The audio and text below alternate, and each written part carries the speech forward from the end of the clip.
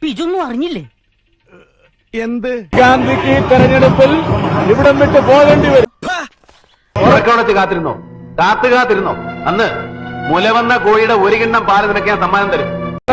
വലിയ ആത്മവിശ്വാസമാണ്. 1% വിജയപ്രതീക്ഷയാണ്. അത്രയ്ക്ക് വലിയ ദേഷ്യം ജനങ്ങൾക്ക് രാഹുൽ ഗാന്ധിയോടുണ്ട്. നിനക്കിനി ജയിക്കണമെങ്കിൽ ഒറ്റ വഴിയേ ഉള്ളൂ, കുടുംബക്ഷേത്രത്തിലേക്ക് ഒരു നേർച്ച നേർന്നേക്ക്. ശക്തമായ ജനവികാരമാണ് രാഹുൽ ഗാന്ധിക്കെതിരായി വയനാട്ടിൽ അലയടിക്കുന്നത്. അങ്ങനെയൊക്കെ വഴിയില്ലോ. ഓരോ വീട്ടിലും ഞങ്ങൾക്കത് കാണാം. ഷാജിയേട്ടാ ഇവിടെ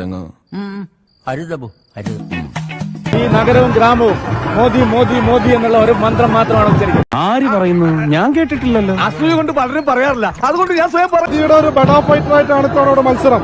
അപ്പൊ ഏറ്റവും റെക്കോർഡ് വോട്ടായിരിക്കും ഇത്തവണ അവിടെ നേടുക. ഞാനൊരു വലിയ സംഭവം അല്ലേ.